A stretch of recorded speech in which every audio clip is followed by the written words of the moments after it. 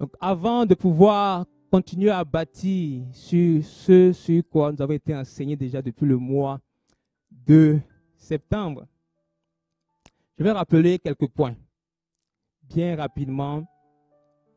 Déjà, le pasteur a introduit pour mettre dans le contexte de la thématique de ce mois-là, de la provision financière. C'est pas souvent, ça fait quand même depuis 2010 que je suis dans l'Assemblée, c'est pas souvent qu'on a eu un mois entier dédié à parler de ces choses-là, de la provision financière. Et si le Seigneur permet cela ce mois-ci, il sait pourquoi. Il sait pourquoi, il sait quelle saison dans laquelle nous sommes et il a permis ce mois-là. Et le pasteur a bien défini, on a lu dans 2 Corinthiens 9, verset 8, qui définissait ce qui était cette provision divine. Et si on lit, la technique peut aider à afficher, je vais attendre. Et si je parle trop rapidement pour la traduction, faites-moi signe, je vais, je vais ralentir un peu. Amen. Gloire à Dieu. Donc 2 Corinthiens 9, 8.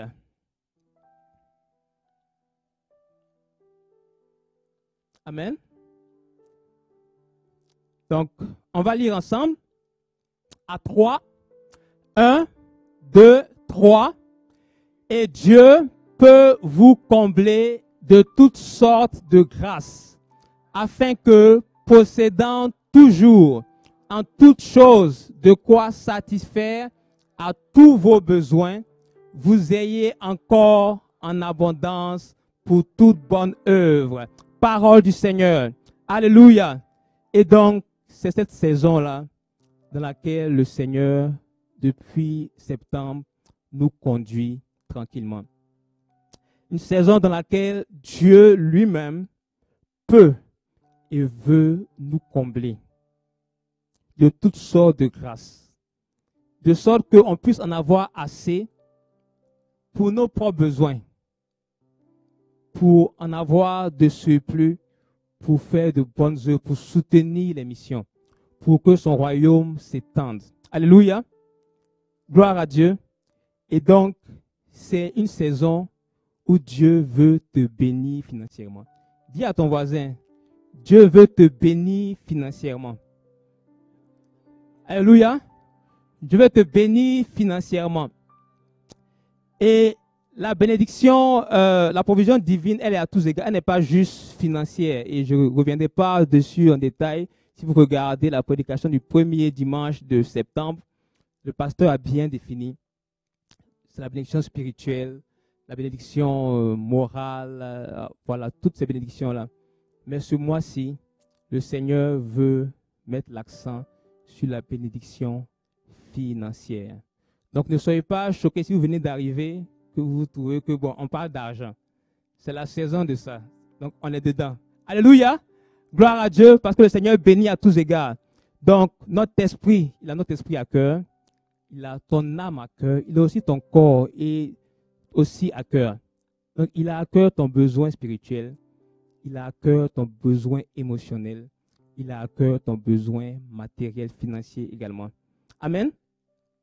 Et comme je connais les saisons, la technique va aider. Ils vont partager une slide des statistiques que j'ai vues dans la semaine, que tel regarder. J'ai vu quelques chiffres. Bon, c'est un peu, je ne sais pas si on voit bien. Et j'ai mis les dates de la publication de chacune d'elles. Bon, pas de chacune d'elles. Celle en bas ici, c'est de décembre, mais les chiffres sont de 2016. Donc, si on remonte, on va aller à de la plus vieille à la plus récente. Donc, ça dit que les Canadiens sont de moins en moins heureux de leur vie, laisse entrevoir un sondage d'une firme de sondage et qui met le doigt sur les causes étant possiblement le stress, les difficultés financières pour expliquer cette tendance-là. Et ça disait, donc ça dit en 2016, 79% des Canadiens se disaient très heureux, d'autres heureux, donc 16 et 63%, contre à peine 18%. Voilà. Donc ça, c'était en 2016. Et déjà là, on dit que, bon, ils sont de moins en moins heureux. Donc ça veut dire qu'avant 2016, ils se sentaient plus heureux, n'est-ce pas? C'est bien ça, hein? Et donc là, c'est les chiffres de 2016. Et là, nous sommes en 2024. Et les chiffres ne sont guère mieux. Ça dit encore, donc la même étude là, qui dit que maintenant, c'est 49. Bon, des chiffres là, 51. Donc, on va dire entre 50 et 40% de Canadiens qui estiment donc, qui sont satisfaits de leur vie. Bon. Les critères sont là. Ce n'est pas forcément des critères que nous, on considérait d'être heureux ou non, là, de connaître le Seigneur ou pas. Mais voilà ce que les statistiques ont donné, ils ont étudié. Et de 2016 à 2021, on est passé de 79 là, à 54% de personnes qui se sentaient bien, satisfaits de leur vie. Et de 2021 à 2024, on voit que ça baisse encore. N'est-ce pas? Ça baisse encore.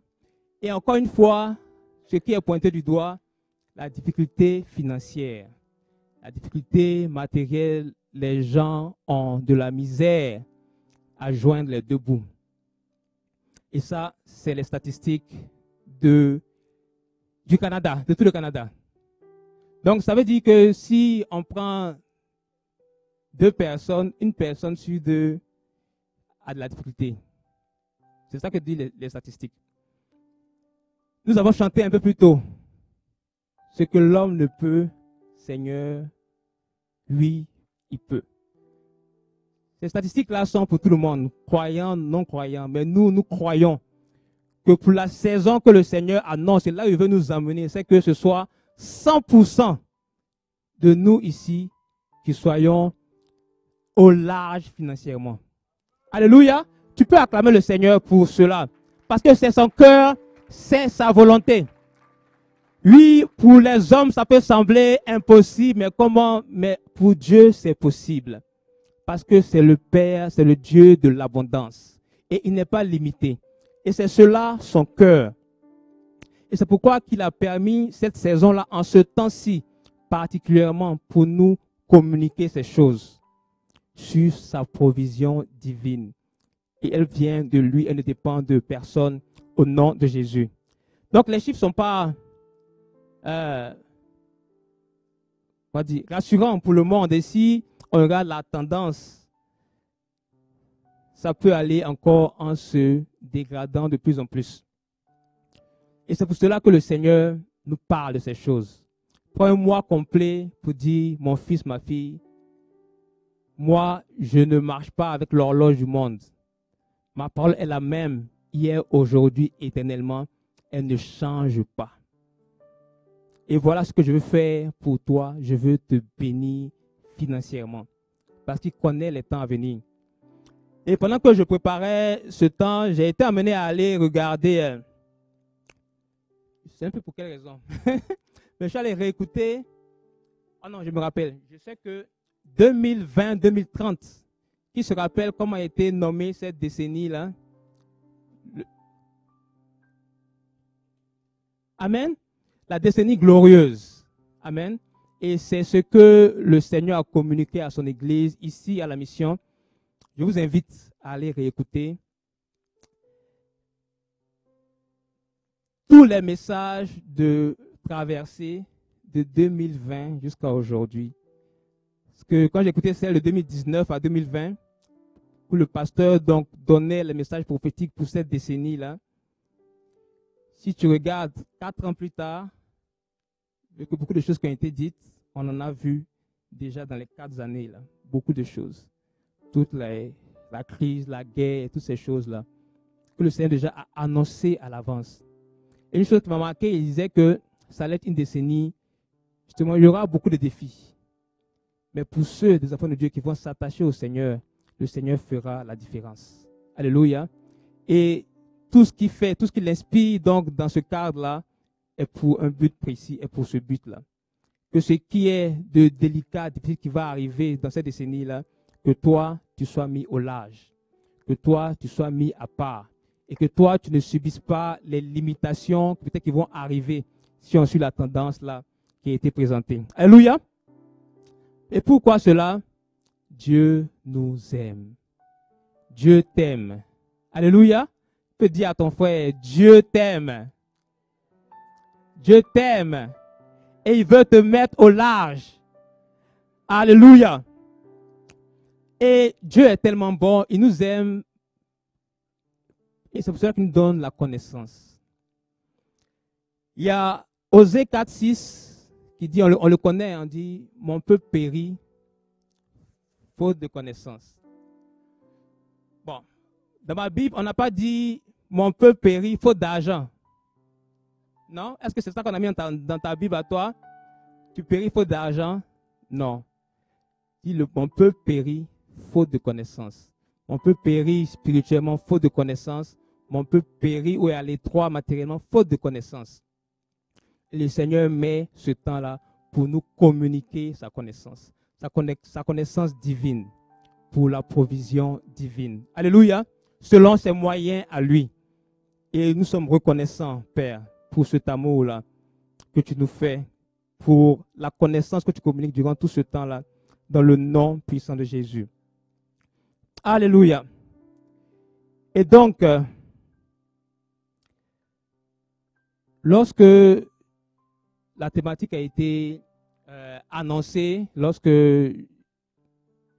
j'ai su que je devais apporter une parole, avant même que je m'interroge à qu'est-ce que j'allais apporter ou partager, il y a une histoire de la Bible qui venait fortement sur mon cœur à chaque fois. Et même quand j'essayais peut-être je vais parler de tel sujet, la parole ou la pensée revenait et était insistante. Elle était insistante. Et donc, par obéissance, finis par obéir à cette parole. Et nous allons la lire ensemble, ce verset-là d'appui pour le message qui va être partagé ce matin. Et je crois que le Seigneur veut et fera quelque chose au travers de sa parole ce matin, au nom puissant de Jésus. Alléluia. Alors, on va lire, donc c'est dans 2 Rois 4, les versets 1 à 7. Et c'est peut-être une histoire que vous connaissez déjà. Pour certains, beaucoup déjà la connaissent. Et on va la revisiter ensemble. Amen. Alors, je lis la parole au nom du Seigneur.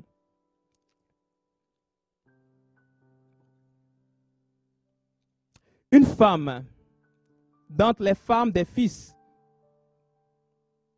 des prophètes, cria à Élisée en disant, ton serviteur, mon mari, est mort.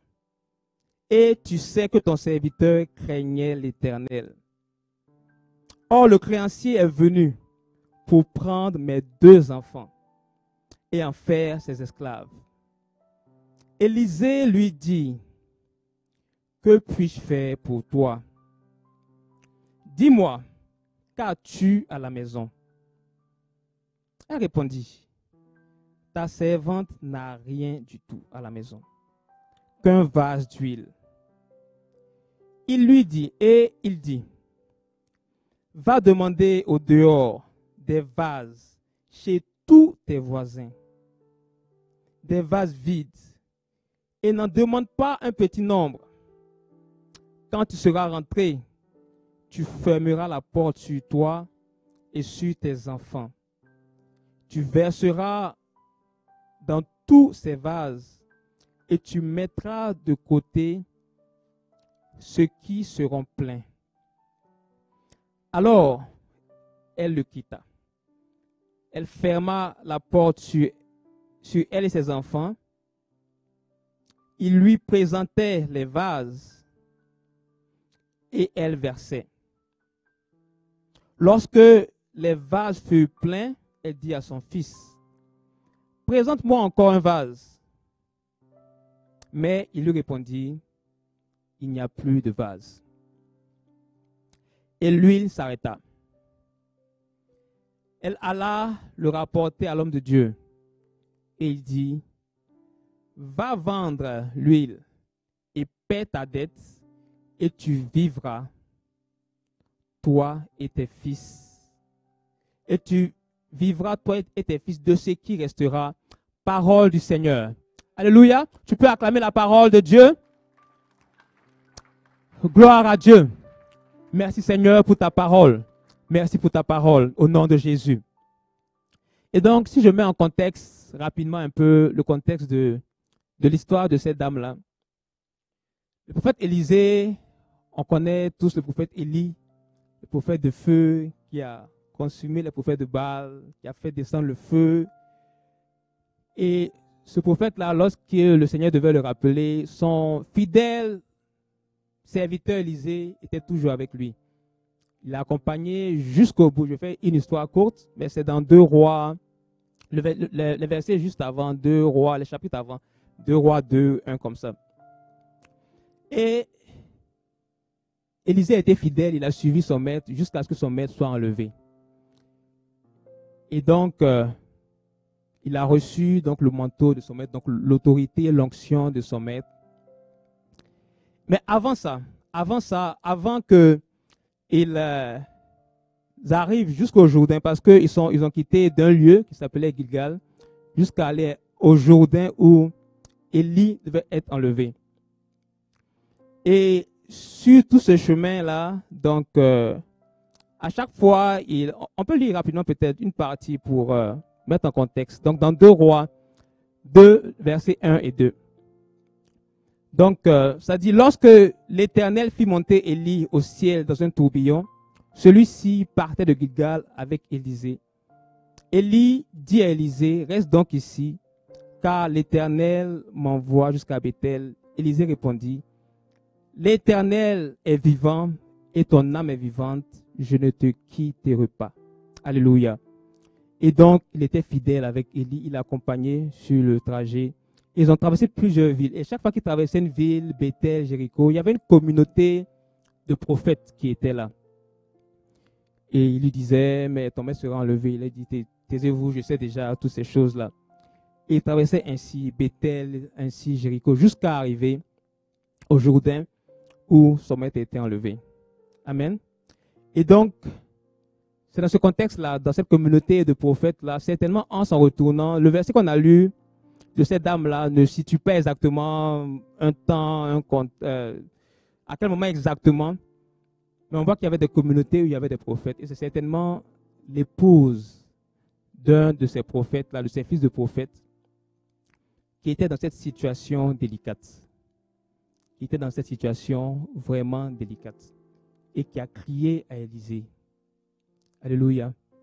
Et la chose, c'est que lorsqu'il est revenu, il est revenu avec l'onction de Dieu. Dès qu'il est revenu, il a commencé à faire des miracles. Et ce passage-là fait partie de un des miracles qu'il a eu à faire. Du moins, dont il était l'instrument pour faire. Et donc, ça, on va dire un peu, sa renommée ou, disons, la puissance dont il était revenu était connue. Alléluia. Mais cette histoire-là nous présente quelque chose de particulier. Cette dame-là, endettée, à un tel point que le créancier, donc celui à qui elle devait de l'argent, est venu prendre ses enfants en gage, en garantie. En gros, il va les prendre et ils vont travailler pour lui. Il va se payer ainsi. Et peut-être que lorsqu'il sera payé, il va les relâcher, je ne sais pas. Alléluia. Voilà la situation, voilà le drame dans lequel cette dame-là était. Veuve, sans moyens financiers, sans moyens matériels, pourvue ou dépourvue, privée de ses enfants. Je ne connais pas ta situation matérielle, financière, physique. Mais j'imagine que tu n'es pas encore arrivé au stade de cette dame-là. Même si peut-être que tu es endetté, bon, on n'a pas encore pris tes enfants. Tu as encore tes enfants avec toi. Alléluia. Alors, c'était une situation certainement difficile. certainement difficile. Et dans ces temps-là, avec le sondage que j'ai montré là, peut-être que tu es là ce matin, peut-être que tu es en ligne ce matin, et tu peux te sentir à l'étroit comme cette dame-là. Tu peux te sentir limité matériellement. Tu peux te sentir oppressé et privé de tout finalement. Alléluia. Mais cela nous enseigne quelque chose. Cela doit nous enseigner quelque chose. Comment cette dame-là s'est retrouvée dans cette situation? Comment cette dame-là est arrivée à ce point où elle est endettée, à ce point où ses enfants lui ont été arrachés complètement? Et si on lit le premier verset, ça dit, une femme d'entre les femmes des fils des prophètes cria à Élisée. Donc c'était la femme, on va dire, d'un serviteur de Dieu. Donc ce n'est pas une païenne dehors, hein. C'est une enfant de Dieu qui était épouse d'un prophète, donc, ou d'un pasteur ou d'un serviteur de Dieu. Et c'est cette femme-là dont on nous raconte l'histoire ici, qui est dans cette détresse-là totale. Amen. Et épouse d'un serviteur de Dieu. Donc, croyant, croyante, qui croit en Dieu. Est-ce que ça l'a empêché d'être dans cette situation-là? Oui? Non? Non, hein? Et son époux, c'était pas un païen, non? Est-ce que c'était un païen, son époux? C'était un prophète. C'était pas un voleur, hein? Il n'a rien volé. Comme on dit chez nous, comme je n'ai pas volé, je n'ai pas tué, ça va aller. Hein? Il n'avait rien fait, il servait le Seigneur. Et même que le verset dit, elle rappelle à Élisée quand elle appelle, elle dit, tu sais que ton serviteur craignait l'Éternel. Donc en plus, c'est un chrétien qui craignait l'Éternel, qui servait l'Éternel. Peut-être que toi, tu es de la maison de Dieu aussi, tu crains l'Éternel, tu sers l'Éternel. Mais ils ont été dans cette situation-là à un moment donné. Pourquoi? Et cela doit nous enseigner, cela va nous enseigner ce matin. Alléluia. Que le fait d'être enfant de Dieu, de servir le Seigneur, de croire en Dieu, c'est bien, c'est même très bien. Mais ça prend encore quelque chose pour ne pas être dans cette situation-là. Et ce que l'histoire nous relate ici, c'est que il n'était pas, bon, elle n'a pas été enlevée, les enfants n'ont pas été pris pendant que le mari était en vie, non. C'est pendant qu'il est parti. Donc certainement, pendant qu'il était là, il pourvoyait pour leurs besoins. Amen. Il pourvoyait pour leurs besoins. Il avait la provision divine que lui-même recevait en tant qu'homme de Dieu, ou en tant que chrétien, en tant que croyant. Mais il a manqué de sagesse. Il a manqué de sagesse dans la gestion de cela. Et le premier point que je veux amener ici, c'est le drame de la mauvaise gestion de la provision que Dieu te donne. Dieu pourvoit, mais comment tu gères la provision que Dieu te donne? Dieu pourvoit, mais est-ce que tu gères ça avec sagesse ou tu dilapides ne pensant pas à demain? Dieu pourvoit, mais quelle est la gestion de la provision sur laquelle le Seigneur t'a établi? Amen. Ça nous prend de la sagesse de Dieu pour gérer ces biens-là que le Seigneur nous donne. Et des fois, il y a beaucoup de manières dont on accumule des dettes. Bon, moi j'aime dire qu'il y a de bonnes dettes, il y a de mauvaises dettes. Une dette que tu prends pour emprunter, pour investir dans quelque chose qui va te rapporter de l'argent pour même payer cette dette-là tout seul, c'est une bonne dette. Tu fais travailler l'argent. En gros, l'argent devient ton serviteur. Amen. Quelqu'un disait, l'argent c'est un bon serviteur, mais c'est un très mauvais maître. C'est un très mauvais maître. Quand l'argent devient ton maître, ça devient maman. Et tu ne peux pas servir Dieu et maman en même temps. Mais des dettes pour investir, c'est une bonne dette que tu peux faire fructifier pour justement avoir plus donc de revenus. Amen. Et comme il y a de bonnes dettes, il y a de mauvaises dettes également.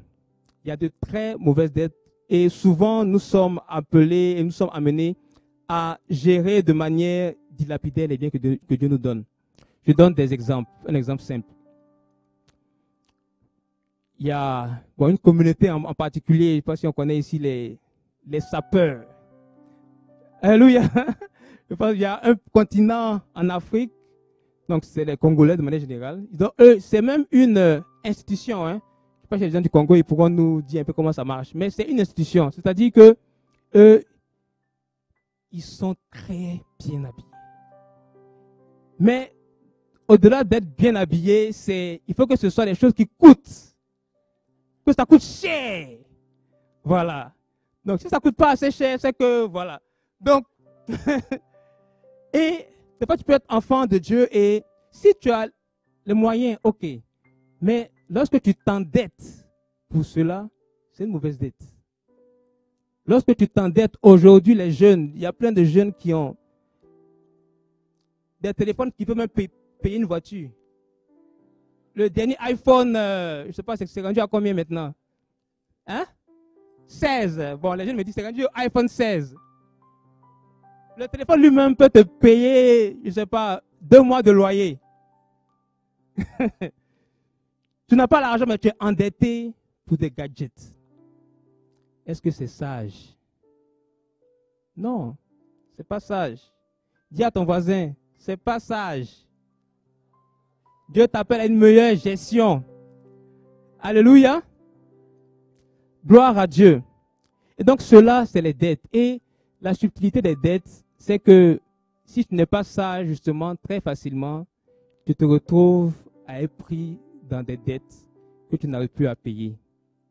Peut-être comme ce serviteur de Dieu là, qui est parti, mais qui a laissé sa famille sans aucun revenu. Il les a laissés peut-être avec des dettes, ou peut-être pas, mais qui n'a pas prévu l'après, qui n'a pas planifié la suite. Alléluia. Et le Seigneur nous amène à être différents et à planifier davantage au nom de Jésus. Gloire à Dieu. Gloire à Dieu. Et je regarde le temps passe vite. Donc je vais aller un peu plus rapidement. Donc cette femme-là, dans sa circonstance, dans la situation difficile qu'elle était, qu'est-ce qu'elle a fait, cette femme-là? Elle a crié au prophète.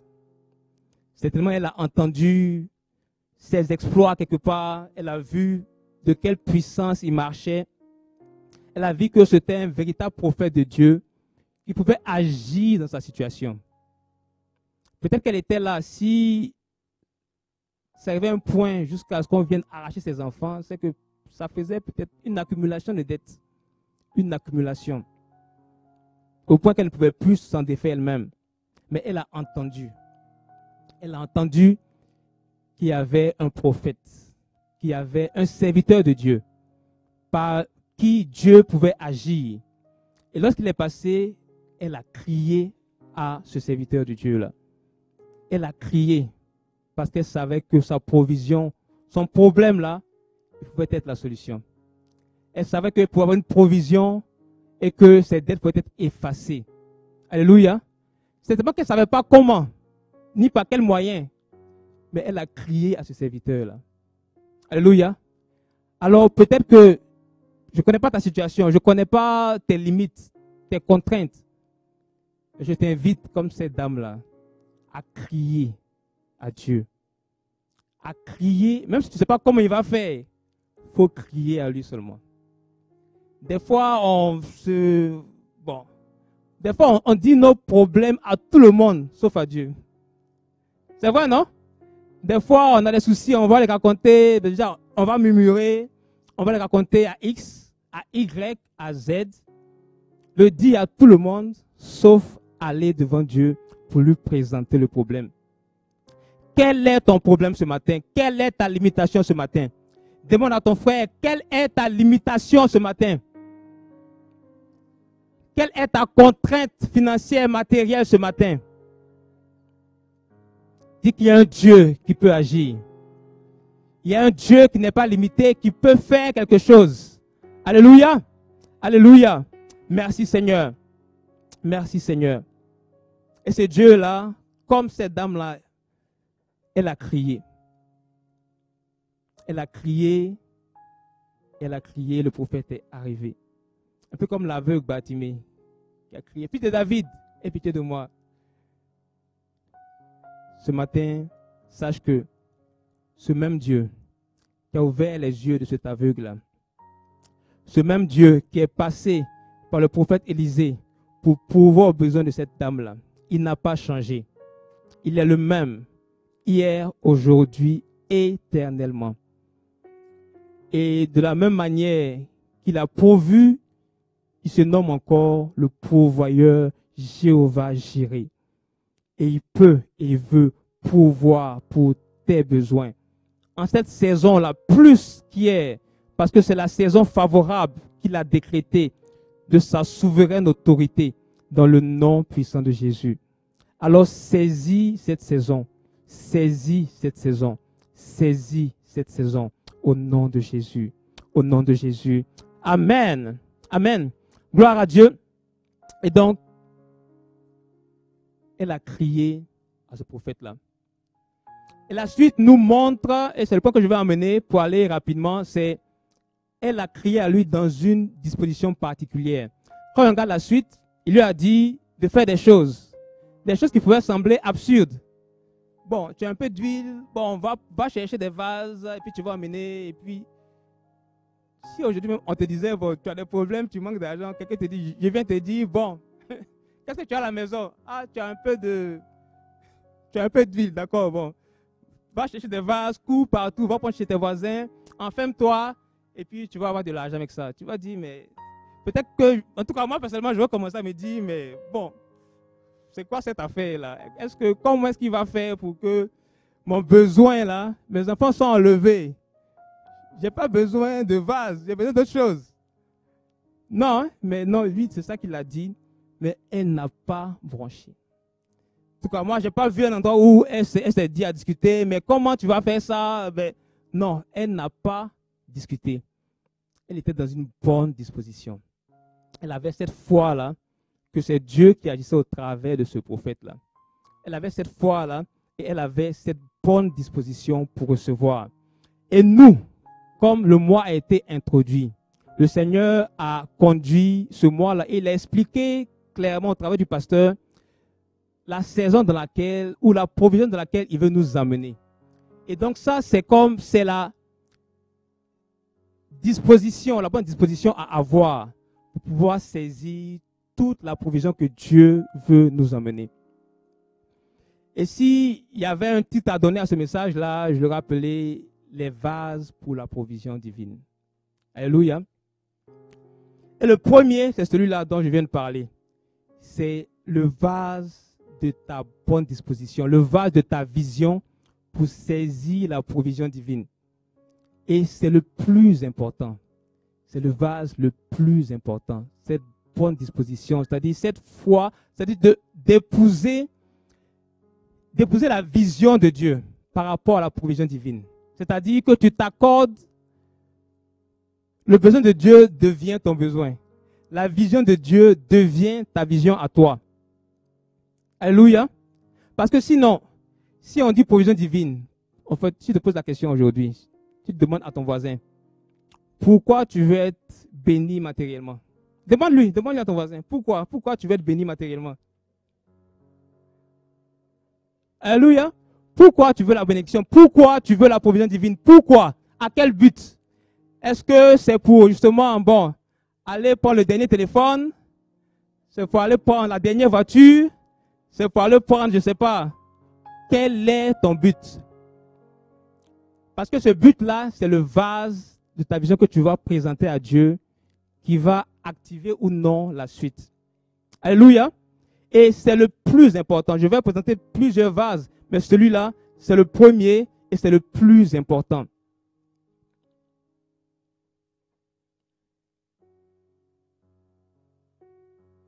Et donc,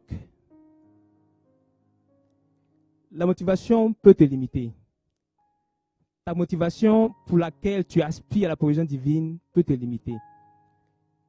La motivation qui est selon le cœur de Dieu, c'est de recevoir la provision divine pour supporter son œuvre. C'est celle-là la bonne vision. Et je donne ici un exemple.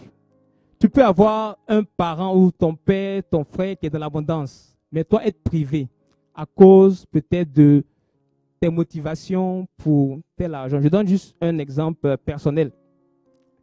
J'ai un proche qui était dans des dépendances à la drogue, à ce genre de choses. Un frère direct même. Mais même si je pouvais avoir de l'argent, quand il me demandait, je ne lui donnais pas. Parce que je n'étais pas rassuré de qu'est-ce qu'il allait faire avec l'argent. Je n'étais pas rassuré de l'intention, ce qu'il allait faire avec l'argent. Parce que si ça va servir à aller prendre de la drogue, mais je ne vais pas te donner. En tout cas, si je t'aime, je ne vais pas te donner. Si je ne t'aime pas, je vais t'en donner. Et puis tu vas aller, fais ce que tu veux. Mais comme Dieu nous aime, l'intention, ils sont l'intention. Il y a beaucoup qui n'avaient pas d'emploi. On parle de provision, n'avaient pas d'emploi. On a prié ou on prie ici pour qu'il y ait l'emploi. L'emploi arrive, on laisse Dieu. Si Dieu nous aime pour certaines choses, Dieu refuse parce qu'il nous aime. Parce que l'homme voit à l'apparence, Dieu voit à notre cœur. Et cette provision-là, c'est la plus importante. Pourquoi? Quelle est ta vision de la provision? Et il faut que cette vision-là soit vraiment que tes biens servent le royaume. Que tes biens servent le royaume. Et je recevais cette parole-là à cœur, ou cette image, ce jeu de mots. C'est que la vision précède la provision. Dis à ton voisin, et si tu veux noter quelque chose, note ça. La vision précède la provision. C'est-à-dire que la vision vient avant la provision. Lorsque tu auras épousé la vision de Dieu, sa provision même va t'accompagner sans même que tu aies à forcer. Elle va t'accompagner simplement. Alléluia. Gloire à Dieu. Et Galates 6, 7, donc c'est ce verset-là qui dit, ne vous y trompez pas, on ne se moque pas de Dieu. Ce qu'un homme aura semé, il le moissonnera aussi. Amen. Et le verset de 1 Samuel 16, 7 qui dit que l'homme regarde ce qui frappe les yeux, mais l'Éternel lui regarde au cœur. Amen.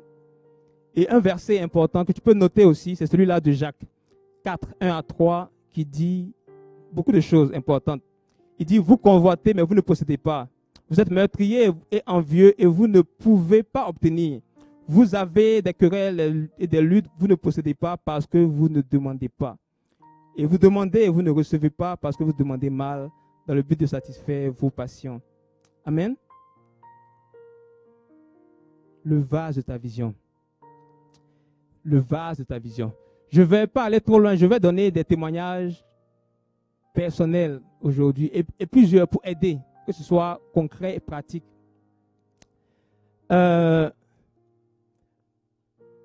Lorsque le pasteur a reçu le projet qu'on allait acquérir ce bâtiment-là, on était encore sur l'église de Corinthe, donc l'église, on appelle, c'est l'église sur un petit local sur la rue King.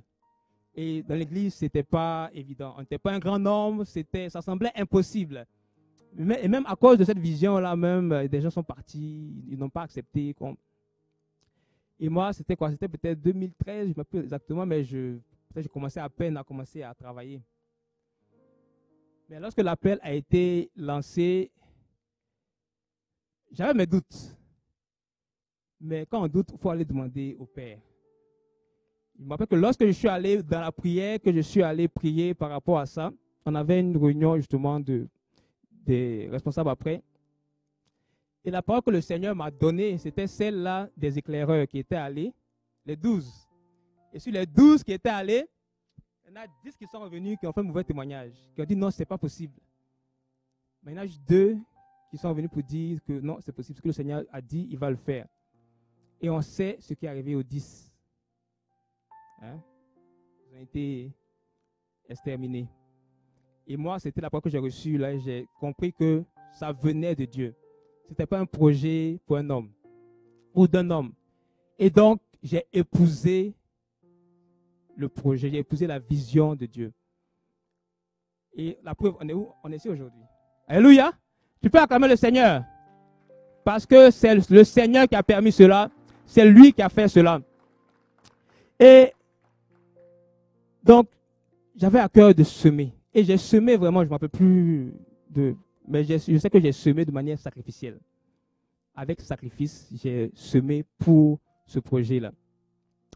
Et pas longtemps après, moi je travaille à l'université de Sherbrooke. J'ai fait une maîtrise. Et pendant que j'ai fait la maîtrise avec un ami, donc j'ai gradué en 2010. Et donc il y avait un ami avec qui on a étudié et travaillé ensemble. Pas longtemps après cette semence-là, depuis la graduation, on ne s'était pas parlé, hein, ça faisait vraiment longtemps. Et pas longtemps après cette semence, il m'a appelé. Il dit, ah, connais, comment tu vas? Ça fait vraiment longtemps. Je dis, oui, ça va, comment tu vas et tout. Il me dit que, bon, il travaillait à une compagnie à Montréal et ils l'ont rappelé pour un contrat, mais lui, malheureusement, il a déjà pris d'un autre contrat. Et donc, il a pensé à moi et c'est moi qui l'ai appelé pour voir si j'étais disponible pour aller faire ce contrat-là. Alléluia! Alléluia! Tu peux acclamer le Seigneur. Et voilà comment le Seigneur travaille. Et honnêtement, j'ai donné sans forcément m'attendre à quelque chose en retour. J'ai donné parce que j'avais reçu une conviction qu'il fallait donner. Et le Seigneur a ouvert cette porte-là. Le Seigneur a ouvert cette porte-là. Et juste pour vous dire, quand je suis arrivé, donc ce travail-là, ce n'était pas un contrat comme salarié, c'était un contrat comme consultant. Donc en gros, j'étais à mon compte et je facturais la compagnie à un taux horaire, qui était déjà presque 2 fois ce que je faisais à l'université. Alléluia. Simplement parce que j'ai semé, mais avec la vision de Dieu. J'ai semé en présentant le vase de sa vision à Dieu pour que lui-même remplisse et apporte sa provision au nom de Jésus. Alors que, donc ça c'était en 2014. Et depuis 2006, moi je suis arrivé en 2006 ici, et j'avais à cœur l'entrepreneuriat. C'est quelque chose que j'ai toujours eu à cœur. J'ai toujours voulu entreprendre des choses. Mais depuis 2006, j'étais même inscrit au niveau du club entrepreneur de l'université. On avait des petits projets, mais je n'avais jamais fait le pas pour aller de l'avant et entreprendre quelque chose qui allait me rapporter des revenus. Donc ce projet-là qui était dans mon cœur, pour de mauvaises raisons, certainement. En ce temps-là, ce n'était pas pour Dieu, c'était pour ma poche, pour moi, pour mes biens. Ça n'avait jamais pu voir le jour jusqu'en 2014, où simplement en semant, le Seigneur a permis que je puisse finalement être, même à temps partiel, entrepreneur et être consultant. Alléluia. Le vase de ta vision. Le vase d'épouser la vision de Dieu qui est de supporter son œuvre avec ses biens. Avec tes biens à toi, qu'il te donne. Amen. Et dans le même sens, on a eu encore à semer, où il y a eu plusieurs appels pour semer pour ce bâtiment ici. Plusieurs appels. Et je me rappelle encore, quelque temps après, il fallait encore donc semer. Il fallait encore semer. Et là, encore, j'ai semé. J'ai eu à semer de bon cœur. Avec, donc, toujours le besoin de Dieu à cœur. Pas forcément parce que je n'avais beaucoup, mais parce que Dieu en avait besoin. Et encore là, Dieu, dans sa fidélité, pas longtemps après, il y a un des profs à l'université qui avait une opportunité. Je n'étais même pas son étudiant, mais c'est moi qui l'ai appelé pour dire, ah, j'ai un collègue aux États-Unis il y a un projet, il cherche quelqu'un et j'ai pensé à toi. Alléluia. Et pour mettre des chiffres, à la technique, il y a une slide là qui va montrer. Juste pour vous montrer comment le Seigneur fait ces choses. Alléluia. Je ne sais pas si ça se voit, c'est peut-être petit. Et donc là, la porte que le Seigneur a ouverte pour moi, simplement, disons, la provision que le Seigneur a versée, simplement en apportant le vase de la vision, de sa vision à lui, d'épouser réellement la vision, de donner ses biens propres pour son œuvre. Le Seigneur ouvert une porte immense que je n'aurais même pas pu penser. Je n'aurais pas pensé de toute ma vie avoir un salaire de même.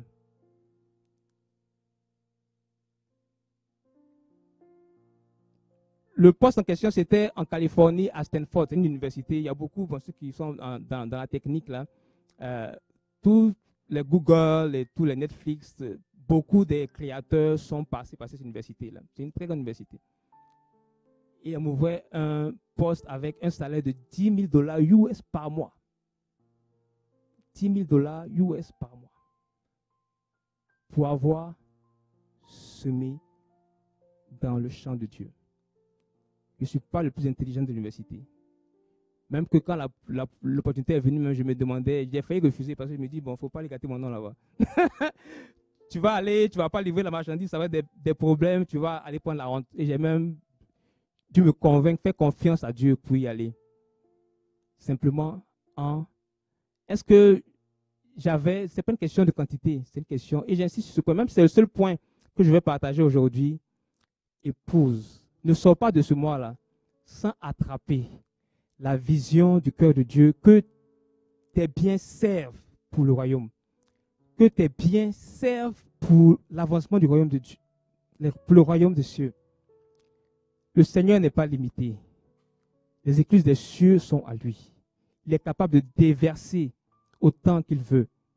Si tu saisis réellement, si tu apportes ce vase-là, que ton cœur tout entier soit, que tes biens soient pour lui. Alléluia. Le Seigneur le fait. Et il le fait, moi, je partage vraiment cela et donne cet exemple-là de bon cœur pour que plusieurs soient libérés, pour que plusieurs soient mis au large. Parce que c'est un principe qui est biblique. Tu donnes, tu reçois. Tu donnes, tu reçois.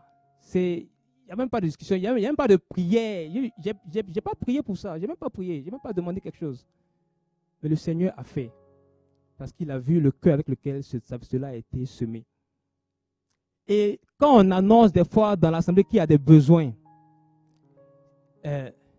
empressez-vous de pouvoir semer. Au fait même, c'est des opportunités que Dieu ouvre pour vous bénir. Je vous donne un secret, un petit secret. Il y a des besoins même des fois qui ne sortent même pas en public. Parce que déjà en arrière, quand je sais qu'il y a un besoin, des fois je vais financer, je vais donner pour que le besoin soit réglé. Donc lorsqu'on vient, qu'on apporte un besoin là, c'est même une faveur. On devrait le voir comme une faveur. Ah, une opportunité, je peux bénir, je peux semer dans le champ de Dieu, je vais profiter. On devrait même se battre pour dire non, si y a tel besoin, bon, c'est moi qui vais semer pour ça. On devrait se battre pour cela. Alléluia. Et le Seigneur est fidèle pour faire ces choses-là. Et si ce n'est pas que je le dis aujourd'hui pour l'enseignement, est-ce que quelqu'un sait? Même le pasteur, si ce n'est pas peut-être la sœur d'Alanda, parce que bon, faut lui envoyer l'argent, c'est elle qui sait. Donc, quand tu apportes la provision de ton cœur, ce n'est pas pour que les gens sachent. Tu ne veux même pas, au contraire, même tu vas te cacher pour le faire. Parce que tu veux que ta bénédiction vienne de Dieu. Alléluia. Donc, que le Seigneur, par sa parole, renouvelle notre intelligence pour que nous puissions discerner ces choses et vraiment les saisir véritablement au nom de Jésus. Amen. Gloire à Dieu. Je vais aller rapidement pour la suite et présenter 2-3 types de vases dont le Seigneur veut nous bénir en cette saison-là, dans le nom puissant de Jésus. Amen. Donc, il y a le verset 2. Le verset 2, Élisée demande à la dame, à la femme, il lui dit, « Que puis-je faire pour toi? Dis-moi, qu'as-tu à la maison ?» Et elle répondit, « Ta servante n'a rien du tout, si ce n'est un vase d'huile. » Et il lui dit, et la suite il lui dit. Donc, gloire à Dieu, elle ne s'est pas arrêtée à « Je n'ai rien du tout ». Si je pose la question aujourd'hui, qu'est-ce que tu as que tu peux donner au Seigneur pour bénir son œuvre? Certains pourront dire, non, moi, je n'ai rien du tout. Je n'ai rien à donner. Je n'ai rien, peut-être je ne travaille pas, peut-être que bon, je n'ai pas assez, je n'ai rien. Non, Mais c'est là encore le mensonge du diable. Tu as quelque chose. Tu as quelque chose. Tu as quelque chose que tu peux offrir à Dieu. Ce n'est pas forcément du monétaire. Si tu ne travailles pas, tu peux donner du temps à Dieu. Le temps, c'est de l'argent. Si je pouvais acheter le temps de quelqu'un même, j'allais acheter son temps. Alléluia. Tu peux donner à Dieu généreusement. Tu peux donner. Dieu, ça lui prend quelque chose, c'est un multiplicateur. Si c'est 0 fois 1000, ça fait toujours 0. Alléluia. Et ça prend un minimum. Et Dieu est juste. Il a donné quelque chose. Tu as un talent peut-être naturel que tu as. Peut-être que tu vas dire, si je dis ton premier vase, c'est ton travail que Dieu peut prendre pour multiplier, tu peux dire, bon, je n'ai pas de travail. Mais tu as un talent que Dieu t'a donné, même naturel, un talent. Peut-être que toi, je ne sais pas, quand les choses sont désordonnées, tu n'aimes pas ça. Peut-être que tu as un talent naturel pour le ménage. Tu peux faire du ménage. Il y a des endroits où il y a des pénuries pour quelqu'un pour faire du ménage. Tu peux faire quelque chose. Apporter un vase, le présenter à Dieu, que Dieu peut remplir ce vase-là pour sa gloire et pour servir à sa gloire au nom de Jésus. Amen. Et Dieu donne le talent, Dieu donne la capacité. Si tu n'as pas, tu peux demander au Seigneur, mais je suis convaincu que chacun de nous ici a quelque chose qu'il peut utiliser, quelque chose qui peut monnayer, un talent qui peut faire fructifier au nom de Jésus. Amen. Et Exode 1, 31, 1, donc ça parle de Ur et Bezalel, que Dieu a équipé, donné l'intelligence, le savoir et toutes ces choses-là. Amen. Je ne vais pas lire à cause du temps. Un autre point, un autre vase qu'il faut apporter au Seigneur, c'est le vase du travail bien fait. Je ne vais pas revenir sur le travail. Le pasteur Mathieu a enseigné ça déjà la dernière fois, qui est un moyen par lequel Dieu nous bénit. Mais le travail que tu fais, il faut le faire non pas comme pour un homme, mais pour Dieu. Si tu fais un travail qui est bâclé, si ce n'est pas un vase que le Seigneur pourra utiliser pour te bénir. Et là, si je reviens à la thématique c'est que on vient présenter, comme la dame, on vient présenter des vases à Dieu qui va utiliser pour nous bénir, qui va remplir, déverser dedans. Amen. Ton travail est un vase. C'est un talent que Dieu t'a donné, qui veut que tu fructifies, que tu multiplies. Alléluia. Ton travail, c'est ce vase-là que tu veux apporter au Seigneur pour que Dieu lui-même, comme cette dame qui déverse la provision au travers de ton travail, que ce soit le canal qui va être utilisé pour déverser la provision. Mais si tu le fais en bâclant, dans les témoignages que j'ai donnés, si à l'époque avec mon ami étudiant, on travaillait où j'étais très négligent, si c'était un canal que Dieu voulait utiliser pour me bénir, la porte aurait été fermée à cause de ma négligence, pas à cause de Dieu. Pareil pour le prof qui a pensé à moi, c'est un prof qui j'ai travaillé. Si j'avais été négligent dans le travail que j'ai fait pour lui, peut-être que Dieu voulait utiliser cette porte-là pour me bénir, mais elle aurait été fermée parce que le vase, je n'ai pas envoyé un vase que Dieu pouvait utiliser pour me bénir. Donc ton travail que tu fais, peu importe le travail, considère-le comme un vase que tu apportes devant le Seigneur et qui peut utiliser en retour pour te bénir.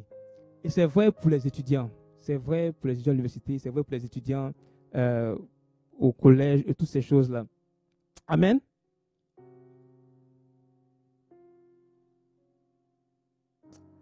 Alléluia. Et donc, que le Seigneur nous donne de pouvoir lui apporter ce vase-là, ce vase d'un travail bien fait pour la gloire de son nom. Et en cela, vous pourrez lire, je ne vais pas le lire ici, mais Colossiens 3, 23, qui dit de faire toutes choses de bon cœur, non pas comme pour les hommes, mais pour Dieu. Et 1 Pierre 2, 19, qui demande de servir, au fait, nos maîtres ou les maîtres, ceux pour qui on travaille, qu'ils soient bons ou mauvais, qu'on les serve, qu'on fasse le travail comme pour Dieu. Alléluia. Et le verset 19 de 1 Pierre 2, 19, donc il dit, le verset 18, il dit, serviteurs, soyez soumis à toute crainte de vos maîtres, non seulement ceux qui sont bons et doux, mais aussi à ceux qui ont un caractère difficile. Car c'est une grâce que de supporter l'affliction par motif de conscience envers Dieu, quand on souffre injustement. Alléluia. Donc le travail que tu fais, présente-le au Seigneur. Fais-le de tout ton cœur, comme étant pour le Seigneur. Gloire à Dieu. Amen. Et il y a un autre point important, je vais aller rapidement, c'est que il y a le vase des projets enterrés. Peut-être que tu es là, peut-être que tu connaissais le Seigneur ou pas, mais il y a des projets que tu avais à cœur, que Dieu a mis sur ton cœur. Et à cause des défis, des difficultés, de l'épreuve même pour ces projets-là, tu les as enterrés. Alléluia. C'est des projets, le Seigneur te dit, la saison est favorable. La saison, le temps est favorable pour encore donc apporter ces vases-là devant lui parce qu'il veut les remplir. Alléluia. Et il va les remplir. Alléluia. Et donc, c'est le temps, c'est la saison de pouvoir réactiver les anciens sentiers, les anciens projets que le Seigneur avait mis sur ton cœur et que peut-être par manque de foi, tu as laissé tomber, par manque de foi, tu as abandonné. Le Seigneur te dit, c'est la saison. C'est un vase que je vais utiliser pour te bénir. Alléluia. Et la Bible nous parle de la pêche miraculeuse. La pêche miraculeuse de Pierre. Ça, c'est dans Luc 5, donc à partir du verset 4. Et je ramasse l'histoire ici pour présenter rapidement. C'est que Pierre, qui est pêcheur, était là pendant... Bon, ils ont pêché, ils n'ont pas eu de poisson. Et Jésus a eu besoin de leur barque, monté dans la barque de Pierre. Il leur a dit, allez un peu plus loin. Il devait parler à la foule qui était là. Et le verset 4, donc, dans ce contexte-là, Jésus dit à Simon, avance en pleine eau et jetez vos filets pour pêcher. Simon lui répondit, Maître, nous avons travaillé toute la nuit sans rien prendre, mais sur ta parole, je jetterai le filet. Alléluia. Alléluia. Tu peux dire à ton voisin, mais sur ta parole, je jetterai le filet. Alléluia. Alléluia. Je ne sais pas qu'est-ce que tu as laissé de côté depuis longtemps. Peut-être un projet que Dieu a mis dans ton cœur. Un projet que Dieu veut bénir. Peut-être que ça n'a pas marché avant. Parce que ce n'était pas le temps, ou parce que ce n'était pas le moment, ou parce que tu étais allé avec tes forces. Un peu comme moi, depuis, ça fait 2006 à 2014. C'est quoi, 8 ans, 6 ans, 8 ans. 8 ans. À essayer de faire quelque chose ou à essayer de faire quelque chose de mes propres forces qui n'a jamais abouti. Alléluia. Mais sur la parole de Dieu, ça a été débloqué. Alléluia. Alors, je ne sais pas pour toi, mais le temps est favorable. C'est un vase que tu peux amener devant le Seigneur au nom de Jésus. Amen. Et la prière, et je vais m'arrêter là, avec ce dernier point-là pour terminer. Donc, il y a le vase que tu as, ou peut-être que tu ignores, comme la dame qui disait, je n'ai rien, mais elle avait un petit flocon, un petit vase d'huile. Ce petit-là, tu l'as, c'est ton travail, c'est quelque chose. Ce petit-là, c'est le projet que tu as enfui, mais que tu as déjà. Mais en plus de ça, il lui a dit, va à l'extérieur et va chercher, va demander au dehors des vases chez tous tes voisins, des vases vides. Et il ajoute pas un petit nombre. Pas un petit nombre. Et amène-les. Alléluia. Et la suite, lorsqu'elle a obéi, la suite nous dit quoi? Elle a versé l'huile du flacon là dans les vases jusqu'à ce que, tant qu'il y avait des vases, l'huile coulait. Tant qu'il y avait des vases qui étaient apportés, qui étaient là et disponibles, le Seigneur remplissait. Tant qu'il y avait un vase, l'huile continuait de couler. Et dès qu'elle a dit à son fils, envoie-moi encore un vase, il a dit, ah, il n'y en a plus.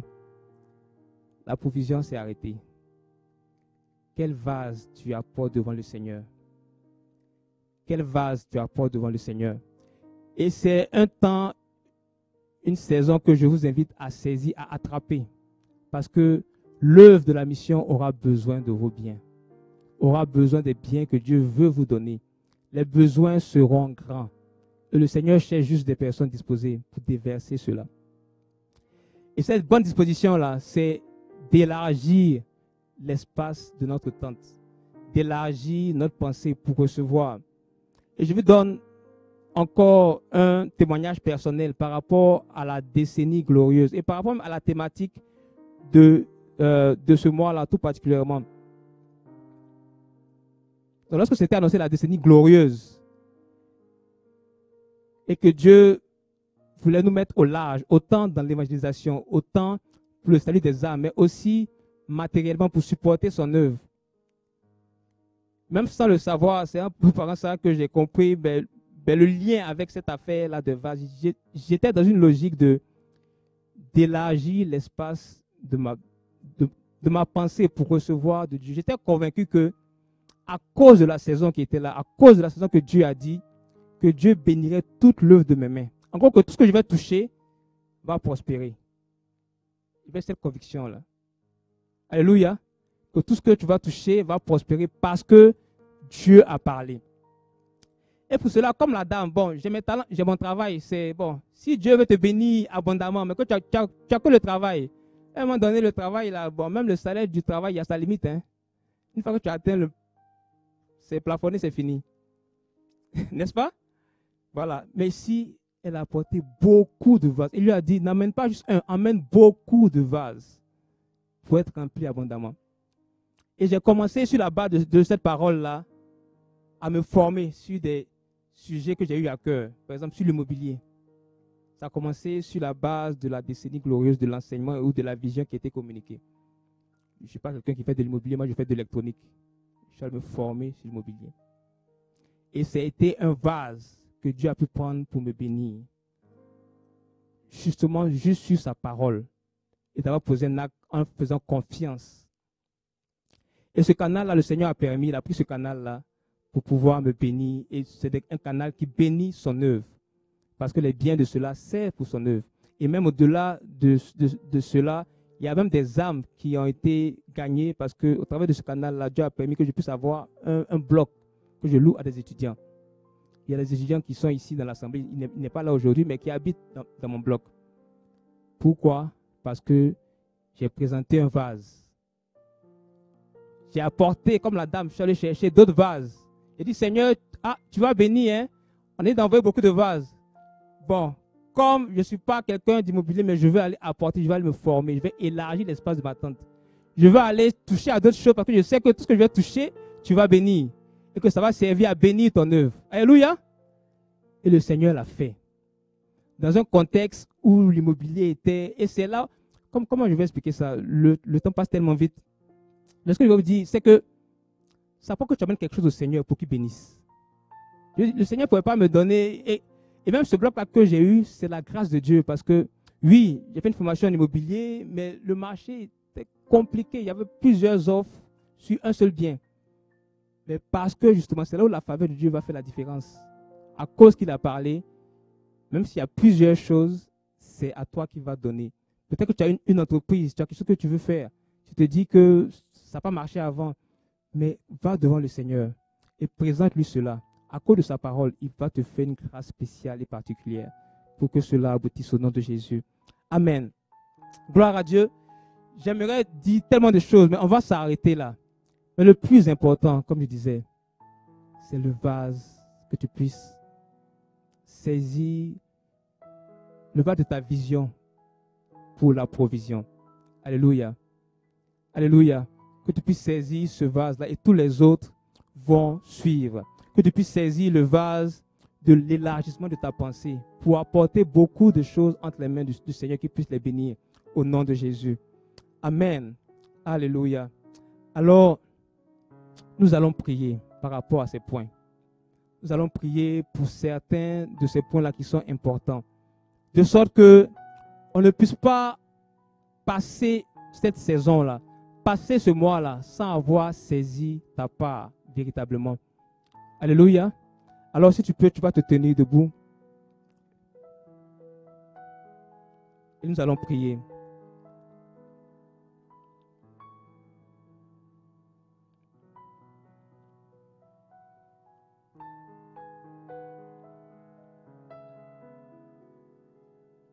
Oui, Seigneur. Donc, si je résume,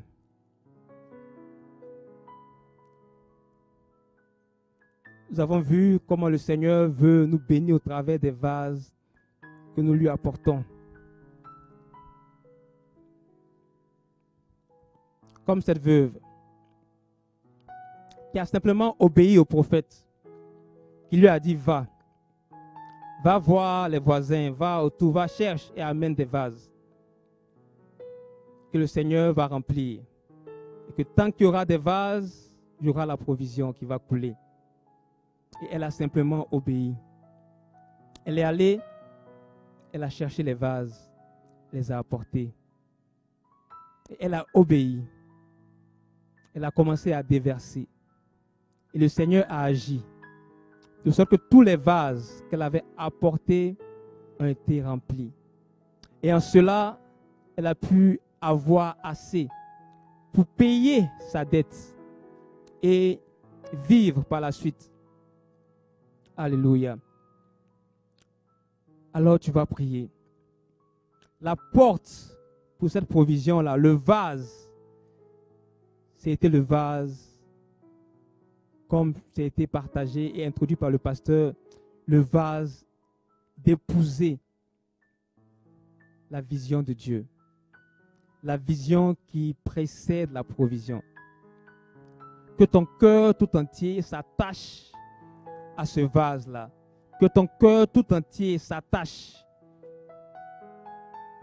à vouloir servir le Seigneur avec tes biens. Que tes biens matériels servent pour le royaume. Alors tu vas prier. Si tu n'avais pas encore ce cœur, si pour toi c'était pas encore, c'était peut-être encore une lutte, tu vas prier que le Seigneur, à cause de sa parole aujourd'hui, qui pourvoit pour cela et qui déverse, qui te donne ce cœur-là, cette vision-là, au nom de Jésus. Père, je prie dans le nom puissant de Jésus. Tu vas prier pour toi-même, tu vas prier pour ton cœur. Je prie, Seigneur, dans le nom puissant de Jésus, afin que, Seigneur, tu donnes un cœur bien disposé, Seigneur. Tu nous donnes, Seigneur, ce vase, de pouvoir apporter devant toi ce vase, Seigneur, mon Dieu, de la vision qui est de soutenir ton œuvre avec nos biens, afin que, Seigneur, oh, que l'abondance soit, que l'huile, Seigneur, mon Dieu, de la provision coule dans le nom puissant de Jésus. Que Père très saint, là où, Seigneur, mon Dieu, nous étions encore avec des luttes dans nos cœurs pour pouvoir donner, semer dans ta maison, que cela soit brisé dans le nom puissant de Jésus. Et que Père très saint, Seigneur, ce vase soit disponible, ce vase soit disposé pour toute personne qui est là ce matin, qui a entendu, Seigneur, mon Dieu, cette parole, Seigneur, mon Dieu. Que tu es là et que tu cherches juste des vases à remplir. Tu veux juste des bonnes dispositions, Seigneur, mon Dieu, pour déverser, Seigneur, au nom de Jésus. Père, je prie que ta provision, Seigneur, qui est déjà là, ta provision qui a déjà été accomplie à la croix de Golgotha, à la croix où tout a été accompli, Seigneur, que tu puisses trouver, Seigneur, mon Dieu, désormais, Seigneur, des vases, Seigneur, mon Dieu, de la bonne vision pour recevoir ta provision au nom de Jésus. Oui, Seigneur, mon Dieu, pourvois, Seigneur, mon Dieu, pourvois, Seigneur, mon Dieu, et que les vases qui te sont présentés, que les vases des cœurs, Seigneur, mon Dieu, qui te sont présentés, Seigneur, toi-même par ton esprit, rends-les agréables devant toi, au nom de Jésus. Enlève toutes choses contraires, au nom de Jésus, et façonne les cœurs pour recevoir de toi, au nom de Jésus. Béni sois-tu, Seigneur, au nom de Jésus. Amen. Alléluia. Nous allons prier. Tu vas prier pour la sagesse. Nous avons vu l'histoire de cet homme-là, de ce prophète qui est parti en laissant sa famille avec des dettes. Ce prophète-là qui a certainement mal géré la provision que Dieu lui avait confiée.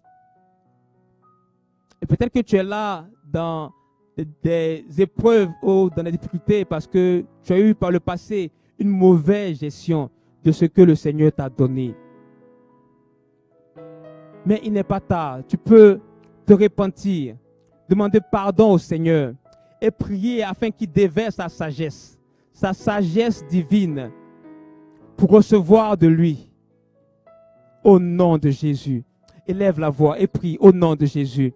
Père très saint, je prie dans le nom puissant de Jésus. Te demandons pardon, Seigneur, mon Dieu, en ce matin. Pardon, Seigneur, mon Dieu. Toutes les fois, Seigneur, nous avons manqué de sagesse. Manqué de sagesse, Seigneur, dans la gestion de tes biens. Manqué de sagesse, Seigneur, mon Dieu, pour opérer ce que tu as pourvu, Seigneur, mon Dieu, dans ta puissance et dans ta souveraineté.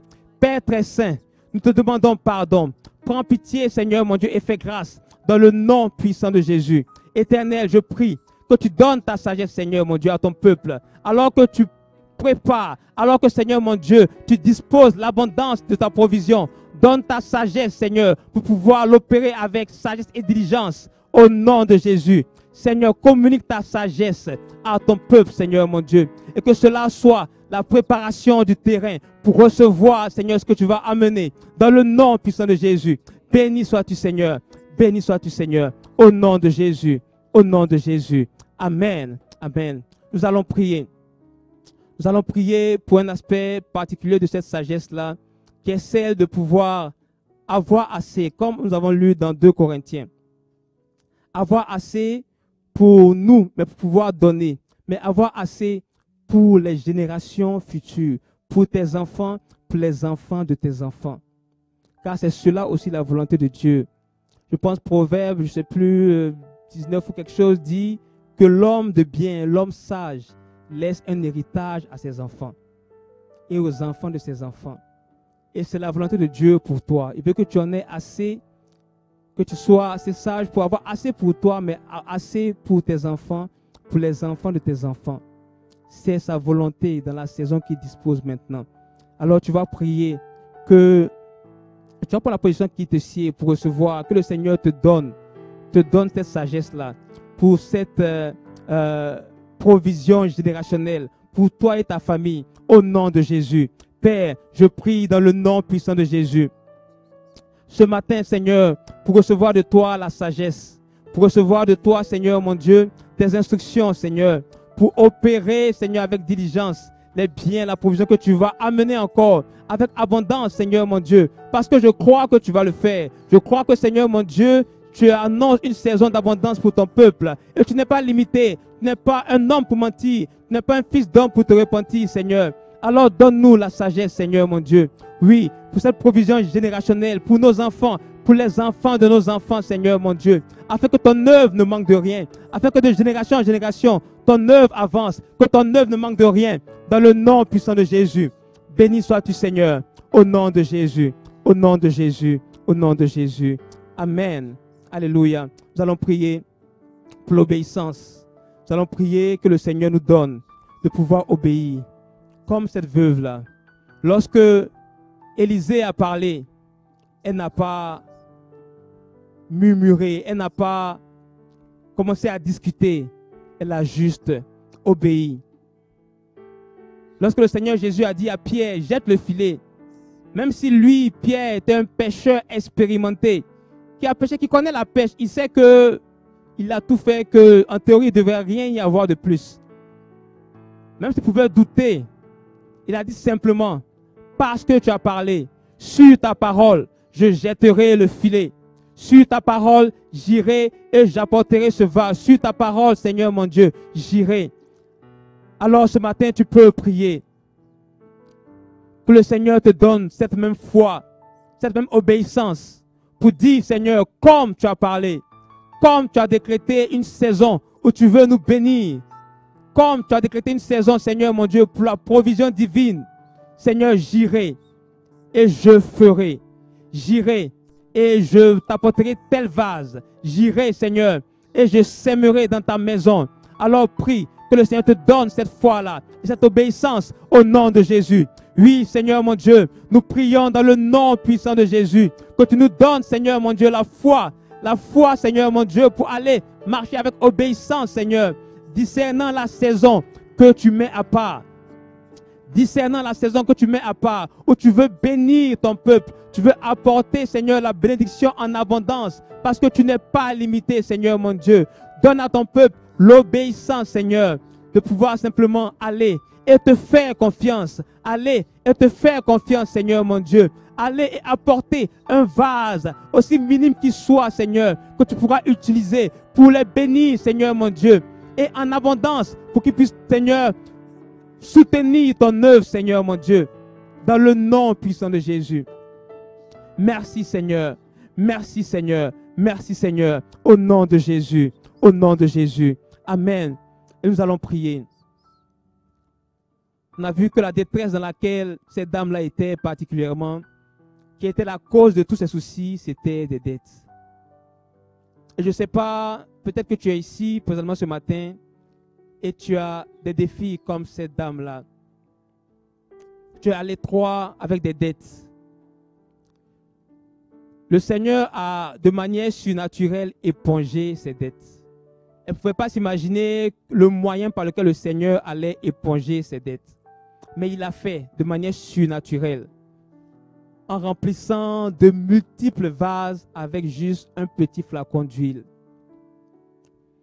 Alors, je ne sais pas comment le Seigneur, dans ta situation précise, peut agir pour te libérer de tes dettes. Mais il est souverain et le moyen lui appartient. Mais si tu es là ce matin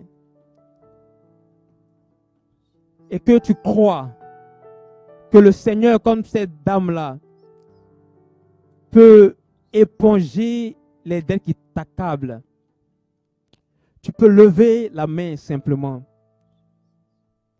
devant le Seigneur, en signe de, comme cette femme-là qui a crié à Élisée pour qu'il vienne. Tu peux présenter, comme cette dame-là qui a présenté ses dettes à Élisée, la situation à Élisée, et que le Seigneur a utilisé pour l'affranchir totalement. Tu peux présenter ta dette au Seigneur.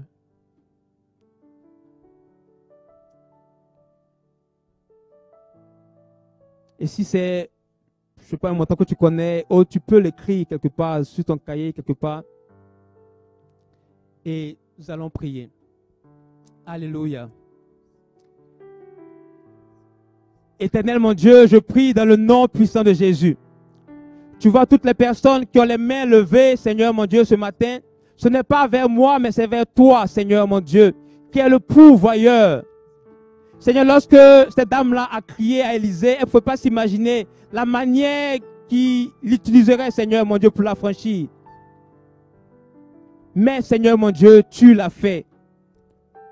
Père, je prie dans le nom puissant de Jésus, sur la base de ta parole, Seigneur, toi qui n'es point limité, Seigneur mon Dieu, toi qui es le Dieu de l'impossible, que Seigneur mon Dieu, parce que tu as parlé, parce que Seigneur mon Dieu, tu as déclaré une saison, Seigneur, de provision divine, de provision surnaturelle, Seigneur mon Dieu. Je prie et je déclare que de manière surnaturelle, Seigneur, tu éponges les dettes, Seigneur mon Dieu, de tes enfants et que tu leur donnes d'en avoir assez, Seigneur, pour te servir, pour semer dans ta maison, Seigneur, dans le nom puissant de Jésus. Éternel mon Dieu, tu n'as pas changé. Tu es le même hier, aujourd'hui, éternellement. Merci mon Dieu pour ta fidélité. Merci Seigneur, parce que tu es le même et parce que tu agis encore aujourd'hui au nom de Jésus. Béni sois-tu Seigneur et que toute la gloire soit à toi au nom de Jésus. Amen.